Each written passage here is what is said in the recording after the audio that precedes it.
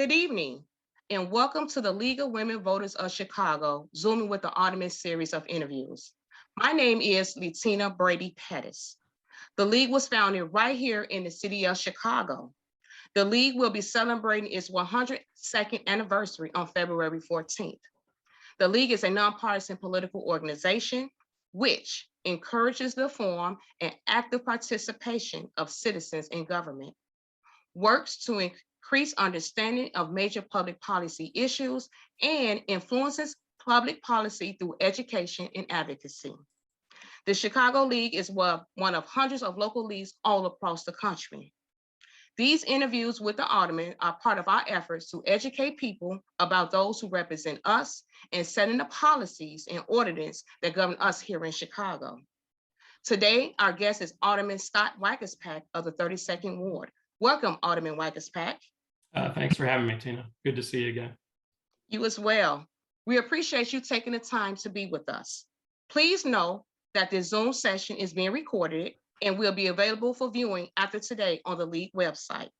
We'll be sending you, Alderman Waguespack, and everyone who is registered for this program who's not a member, a link to the video when it becomes available. Also, everyone should know that we have provided the Alderman a copy of the questions I'll be asking ahead of time. Before starting on those questions, we want to show you a map of all of the 50 wards in Chicago.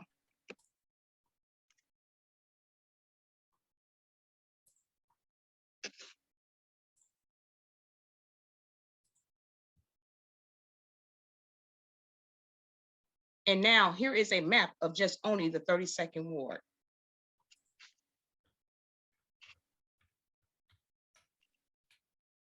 Okay, let's get started. Alderman, please describe your ward. Where is it? What are the main boundaries? And what neighborhoods does it include? Sure. Well, the 32nd Ward is on the northwest side of the city, just out of downtown. It's bounded by roughly the streets of North Avenue up to Addison and Kedzie to about Racine. And as you can see from the map that was posted there, it kind of zigzags all over the place, but it also entails the neighborhoods of Logan Square, Roscoe Village, Hamlin Park, a little bit of Lincoln Park, Lakeview, and Wicker Park and Bucktown. So it's pretty dynamic. And then within that, you have the highway running right through it and the river, which is more of an industrial zone. And so it has a good balance between industrial and residential areas. Okay. What are a few key issues facing the people of your ward? Well, I always think that the issues are that people want to be safe and have a good quality of life, and that they have a safe place for their children to go to school. So from day one, our issue has always been to make sure that our schools are as best they can be, that they're provided with the resources that they need, and make sure there's an opportunity for people to feel that those are important places for their kids to go. And then public safety, as well as right up there, making sure that our neighborhoods are safe and that people are working together as a community. And then also make sure that we have a good, vibrant business community. And so over the last several years that I've been Alderman, my focus has been, on those three topics, but within those three topics, there's a myriad of other things that we try to cover and make sure that we're focused on throughout every day of work and throughout all of our time in office. I heard you say that you are working together to help with that. What is the transparency you have with your constituents? Like if a constituent have an issue, how do they go about, how do you do a follow-up? Is it phone calls, newsletters, door to door? How do you get that information out to help your constituents when something arises? Well, in a lot of different ways, and maybe it depends a little bit on what the topic is. So when I first started in 2007, one of the first things we did was sit down with the neighborhood organizations that existed at the time. And there were some areas that didn't have a neighborhood group.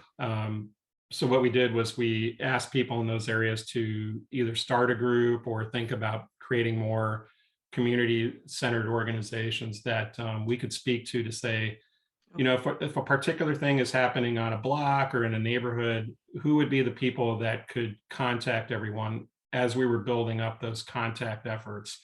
So the way we reach out is mostly through our newsletter. It goes out on a weekly basis. I have people from all over the city that actually sign up for it. And we provide local information on everything from schools to police issues to business issues. We put that out on a weekly basis, but then we also do alerts for situations where, you know, if we have a situation at a school or there's a particular police alert that goes out, we can target it to certain areas of our neighborhoods as we've separated them out. But we also utilize things like Twitter, Facebook to a lesser extent, I think, since it's been, in my view, just kind of turned into a more difficult space to have a conversation. And then we also make sure that we're reaching out to those neighborhood groups and getting information out through their list to their neighbors as well. Okay. When did you first join the city council?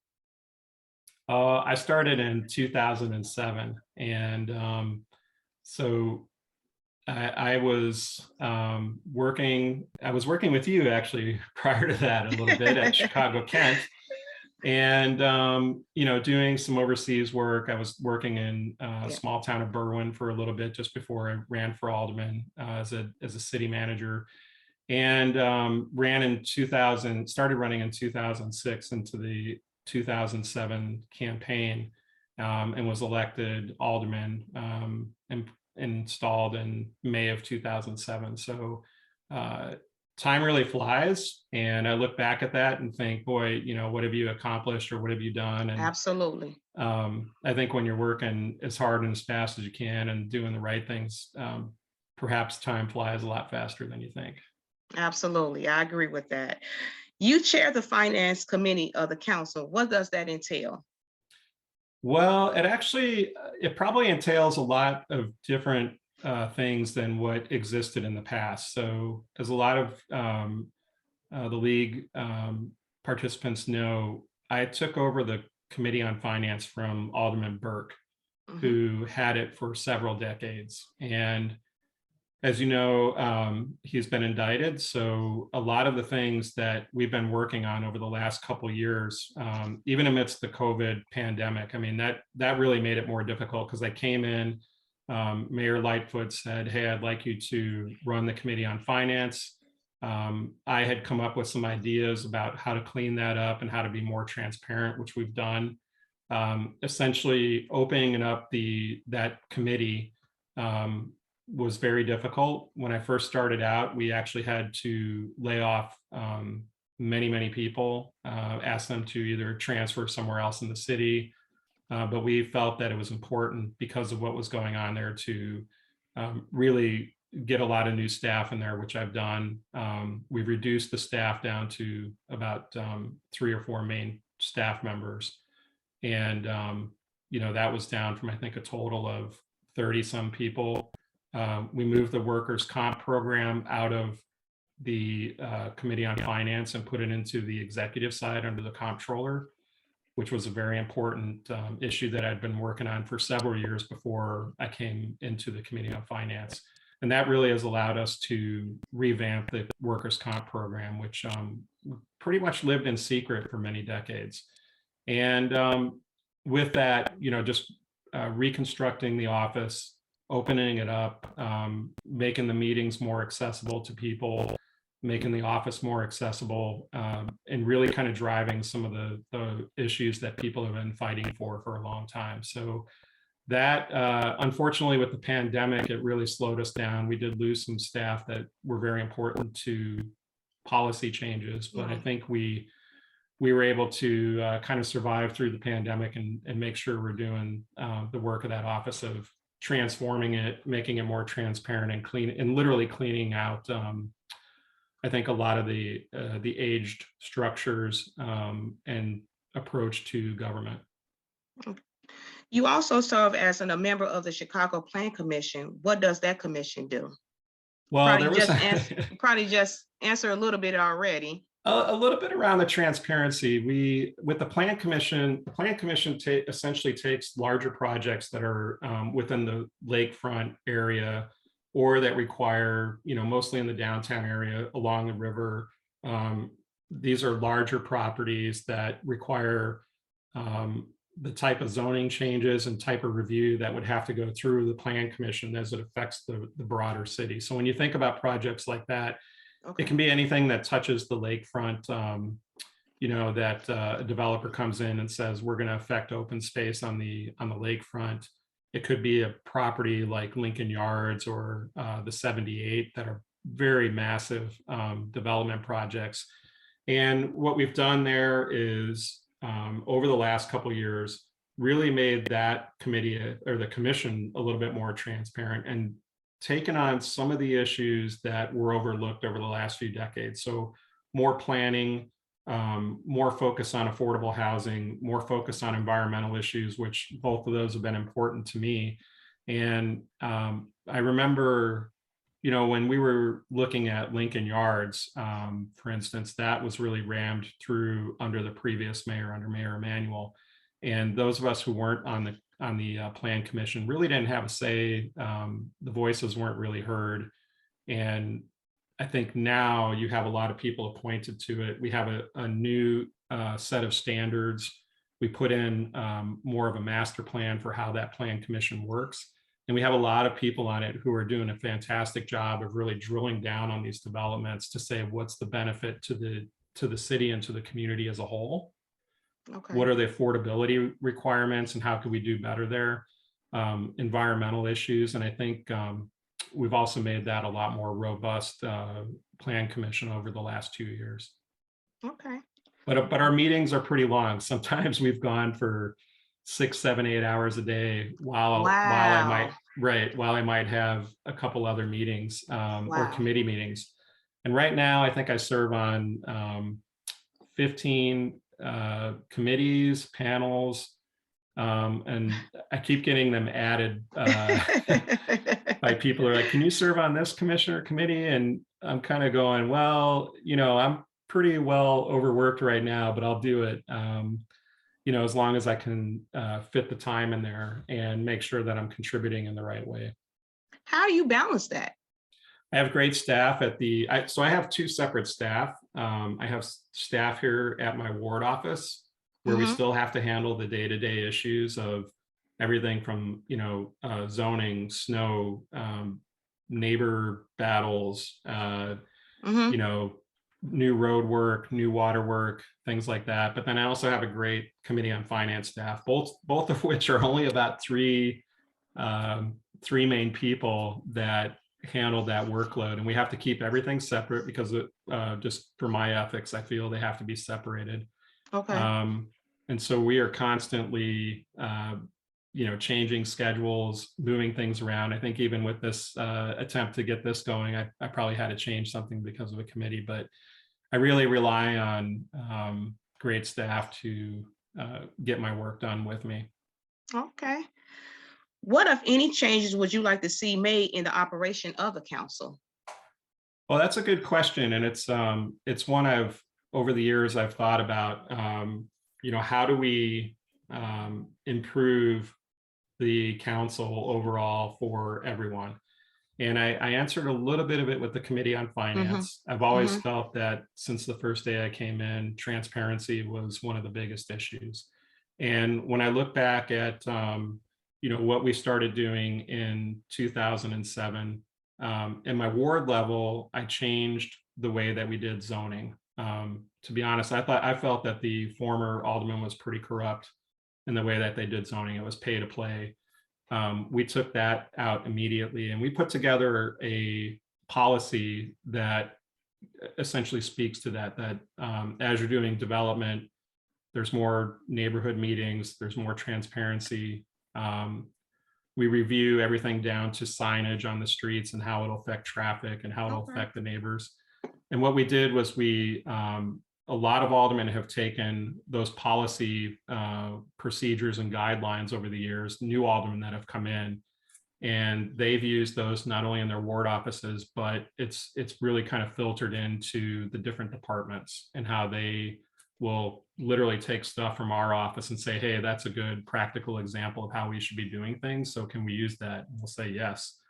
And I think that's helped the council in some ways. In terms of oversight, which was important as well, I started working early on with the Office of the Inspector General. It was a little difficult under Mayor Daley, but I think as we started to see things like the parking meter deal, which was one of the biggest boondoggles ever, I had a good rapport with the Office of the Inspector General to be able to work with them. At the time, that was David Hoffman. And then as Joe Ferguson came in, we worked very closely on creating more policies of oversight over the city council.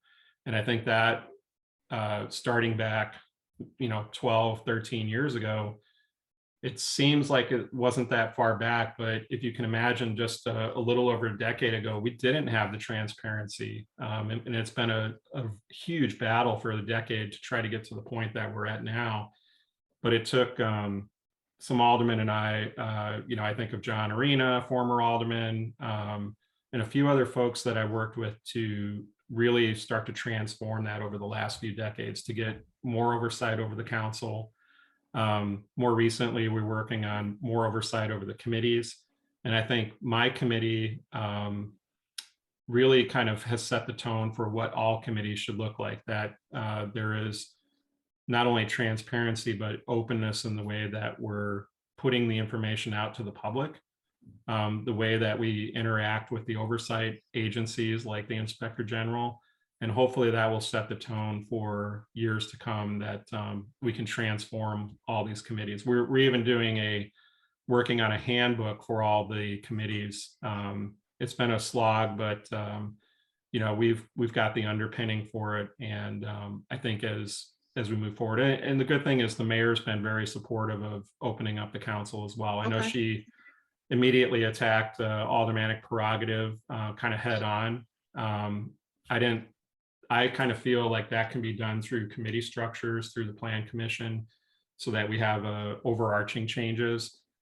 Because a lot of aldermen, they, especially some of the people who've been around a long time, don't feel that changing aldermanic prerogative is the way to go about business, but that can be done over time to make things better for the public.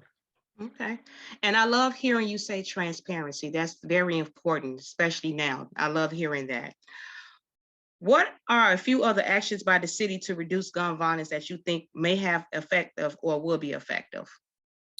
Well, right now we have a different approach, different approaches to it. We have the police who are out there. They're more of a reactive agency. When something happens, they're sent out there to kind of view what's going on, try to find who the offenders are. But we also have at the front end, we have to make serious changes in the way we invest in the city. And I think Mayor Lightfoot has done a great job on that. When you look at over the last few decades, especially over the last two mayors that I worked with, there wasn't a drive to ever significantly invest in the neighborhoods that had been torn apart or divested in for decades on the south and west side. And so what you end up with is economic segregation and segregation in not only community lines, but throughout the different things that people try to partake in every community. Business approach to things, the schools, whatever it might be.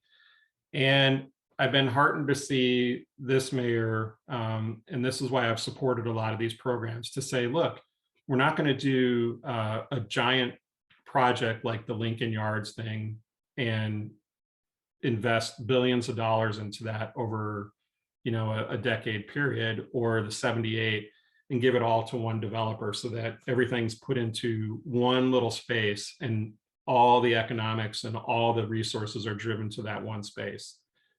What she's done with the South and West program is say, look, those neighborhoods that have been divested in for many, many decades, our priority is there. And we need to not only put the funds there to rebuild those neighborhoods in terms of infrastructure, meaning lighting, roads, schools, cultural institutions, but also businesses, so that people have the jobs and have the ability to, work in their own neighborhoods, not have to go 20 miles across the city for a job.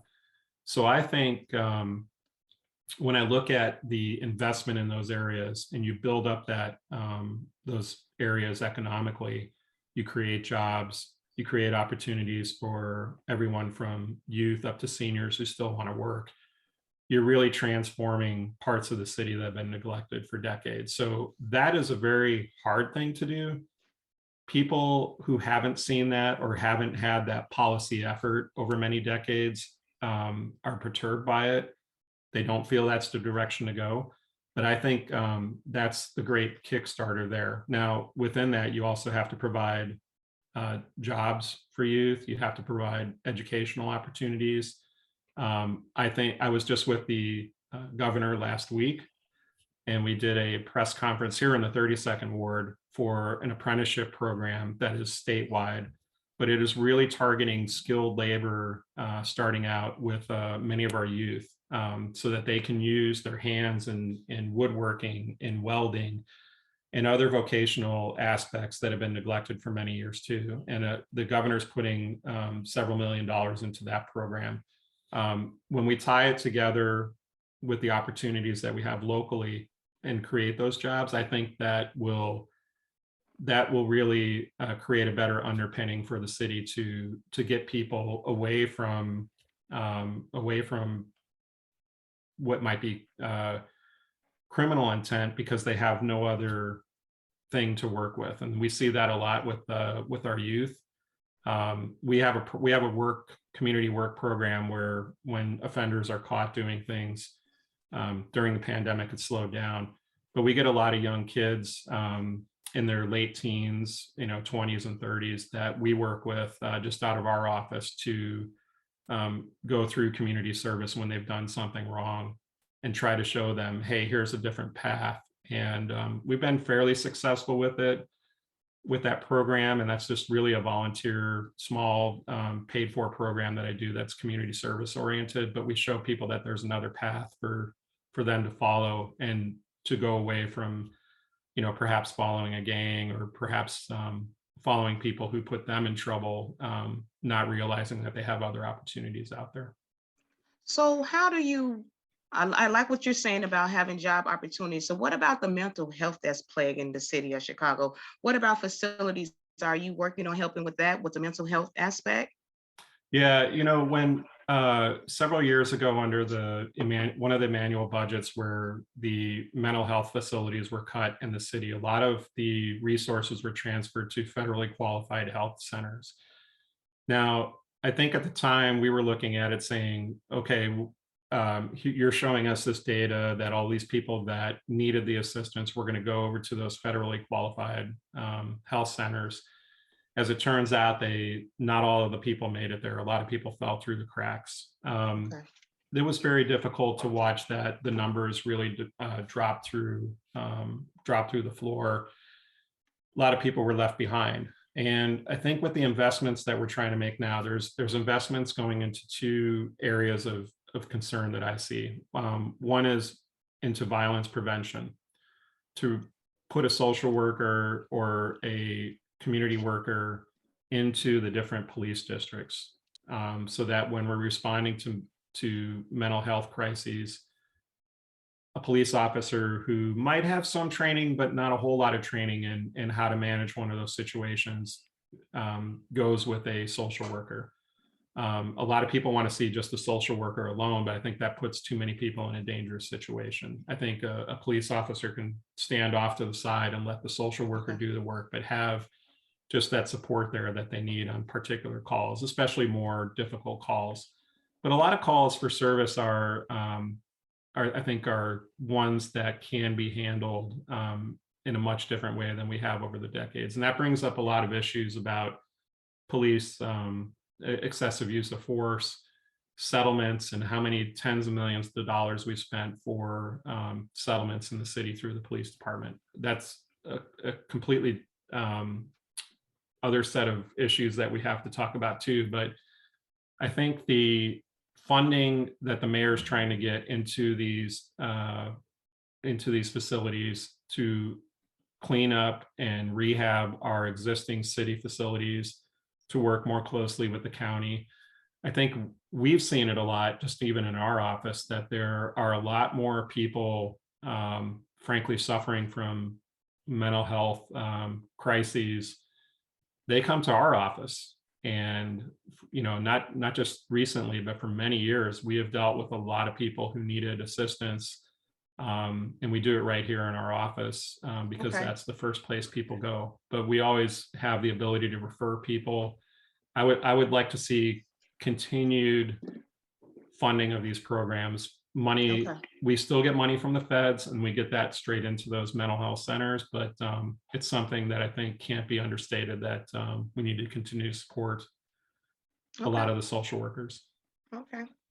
League members have observed the council and committee regular past agendas items for which the actual contents and text of what is being approved are not available for the public to see until days after the meetings, as a result of the provision of Rule 41 that allows for direct introduction of items. This result is in the public of having a chance to commit before the vote is taken. Would you support requiring that any such items may be made available to the public no later than 2 business days prior to the meeting?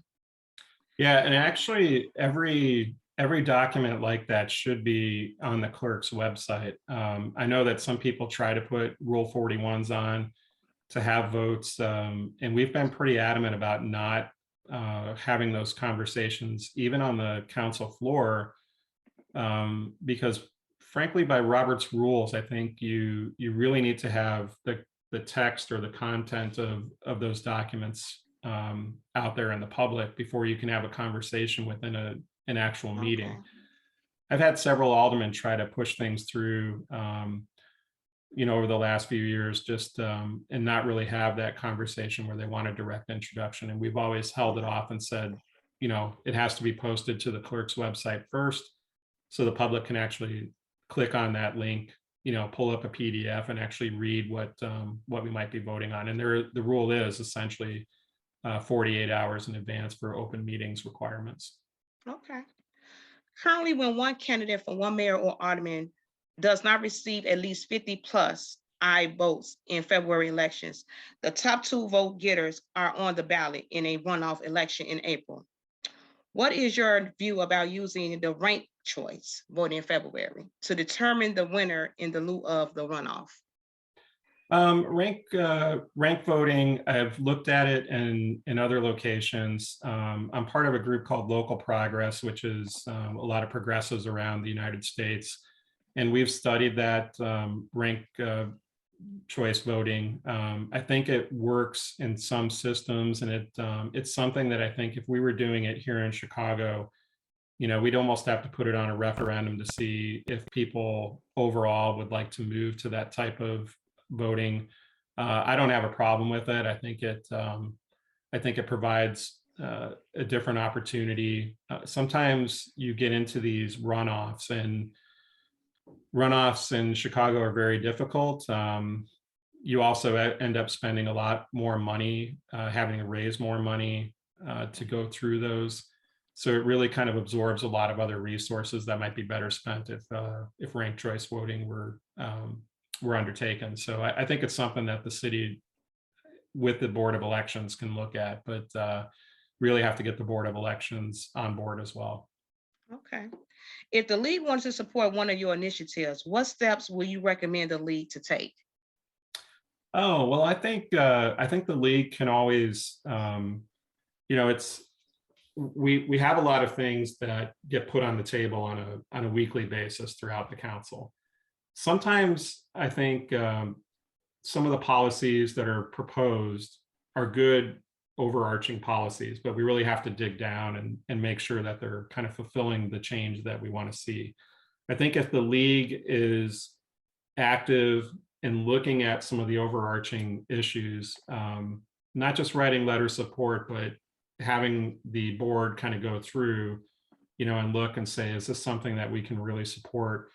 And sending information to the alderman via a letter or email that says, here might be some deficiencies, or here might be some things we would recommend changing. I think that would be very important. I'm sure I get emails from league members all the time on different issues. With the Urban Forestry Advisory Board, with reduction of plastics ordinance, with Inspector General ordinances, with police ordinances that I've put forward, everything from environmental issues to policing, whatever it might be. I'm pretty sure I've received good letters of not only support, but also, here's some content that could be changed and some good ideas about how to make legislation better. I know I've gotten that from different league voters. Okay. What are several things you would like to get done, or at least started during the remainder of the term, which is 2023? That's always a laundry list. Under COVID, things have kind of really gone awry, and trying to stay focused on some of the big ticket items that you've put in place is really important. But a lot of things take time. I mean, when I was I'll call it on the outs for many years under the last two mayors, I would have what I thought was good legislation on environmental issues, Inspector General oversight, and I'm just kind of using those two or three as examples. The open space impact fees, changing the Committee on Finance. I was always challenging the system. And a lot of times I would get things sent to the Rules Committee where they would sit for 4 years. And then the next term I would have to put them out there again to try to get a discussion on them. I almost never got a discussion on a lot of the big ticket items that I worked on or proposed. It was very difficult. We did get a lot of work done on things like the parking meter deal, on the Inspector General, aldermanic prerogative and transparency. But I think what's happened over the last couple of years is we have a lot more opportunity to have discussions. Even on the Committee on Finance, a lot of people bring in ideas, and we'll have subject matter hearings on those ideas, no matter what I think about them, just to give people an opportunity to be heard.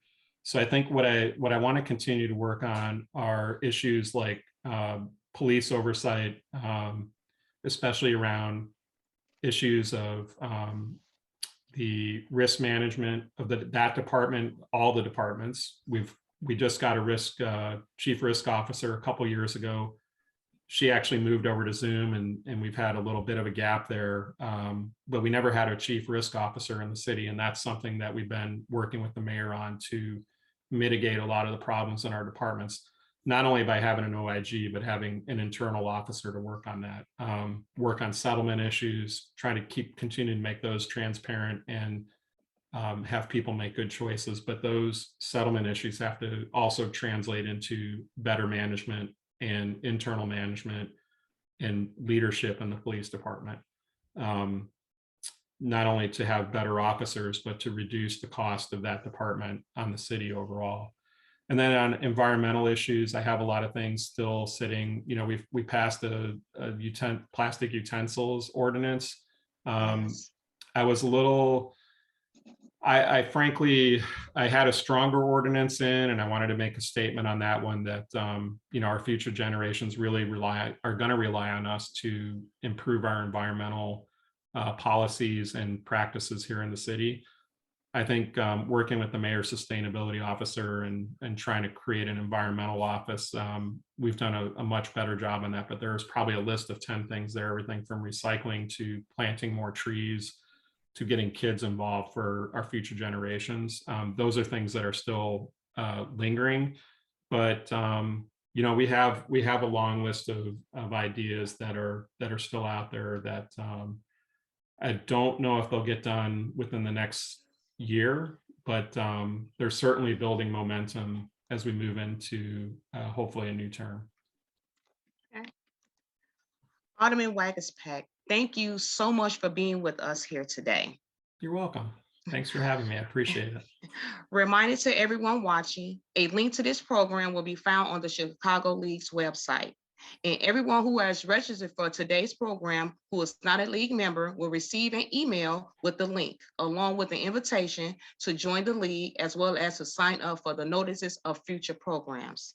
Next week again, on Thursday, February 24th at 6 p.m., we hope you will register to join us for our Zooming with the Alderman program featuring Alderman Felix Cordana of the 31st Ward. Thank you all and have a good evening.